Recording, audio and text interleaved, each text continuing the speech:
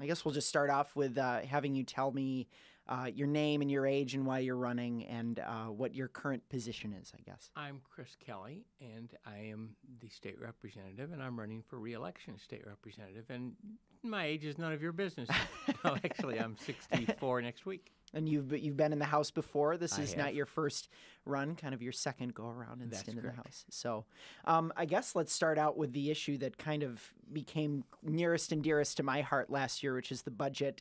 You've been on the Budget Committee. And talk about, with the loss of the federal stimulus dollars, if you're reelected, what kinds of things you're seeing that the House really has to worry about this year. Well, I have been on the budget for 12 years now in the Budget Committee. I've been vice chairman, I've been chairman, and I've been ranking minority member. So I have a sense of it from all different perspectives. The next year, the budget right now looks as if we will have to fill a hole of about $400 million. We are looking at a $600 million hole, but now we picked up about 200 in various kinds of federal money. And the economy is making some modest improvements. For example, September was 9% better than September of last year. And the budget to date is just about 3% better than the budget last year. So we're seeing some modest turnaround. Now, that's improvement from a bad year, but still it's moving in the right direction. So perhaps our hole won't be quite as bad as $400 million, but it's going to be significant. What are you worried about in terms of, I mean, last year the headlines were all focused around things like mental health getting cut and you know, I guess there's the fear that you start hitting at some point, you start hitting those basic services. You can't really cut any more meat off the bone. Do you think that that's the case where we're at with our budget? And what are the priorities that you plan to keep a lot of money still going towards if indeed we do end up having to start cutting some of those kind of the cuts that we saw, similar to what we saw in mental health last year? Not start cutting, continuing to cut. We cut a lot of money out of the University of Missouri last year. The governor had to withhold an additional $70 million out of elementary and secondary education. We've already decimated corrections and social services. By social services, I mean things like how do we make sure that children who come into the state custody are put in appropriate places, not with people that'll hurt them. That's the kind of social services. Another one is vaccinations for children. When we say social services broadly, nobody knows what we're talking about. When you talk about vaccinations or appropriate placement for children or beds for the mentally ill who the police pick up, and the police don't want to have to take them to jail, but sometimes they have no other place for them. Those are the kind of social services that we need to pay attention to. We've also, both elementary and secondary education and higher education is taking very significant hits. The University of Missouri salaries are at the bottom of the AAU. Now, this is a level 1 research institution, and that is highly inappropriate, not just for the people who get those salaries, but for the entire state of Missouri, because what you do over time is you slowly erode and then destroy the research capability of this institution. And when you do that, you take with it engineers and chemists and physicists and nurses and all the people who we need to make the society stronger, both economically and humanitarianly. And it's very self-defeating to do that. Okay, hold on 1 second. My computer's freaking out here. Stop.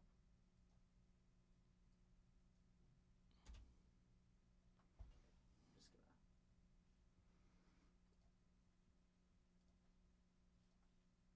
Sorry about this. It just started just freezing and all sorts of stuff. We'll just start this right back up in just a second here.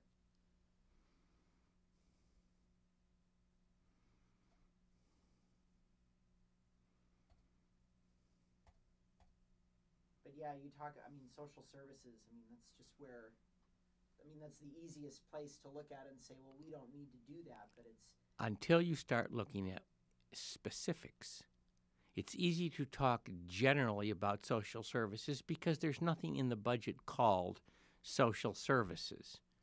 They're all called things like vaccinations or child placement or acute care beds for mentally ill people. So they're easy to just sort of look at and say, and just... And yeah, as long as you can talk generally, you can attack them generally. Mm-hmm. Okay. Sorry about this. Okay. Back working, I think, now. Okay. Playing directly into the budget issue are kind of some tax issues. A lot of people have criticized the state's tax system as regressive.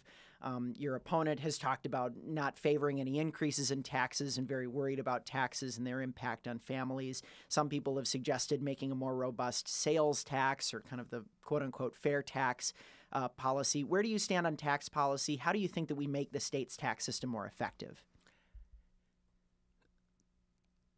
It's important to remember that a tax increase is a direct income. In every case, a state tax increase is a direct income transfer into into Columbia, Missouri, in Boone County.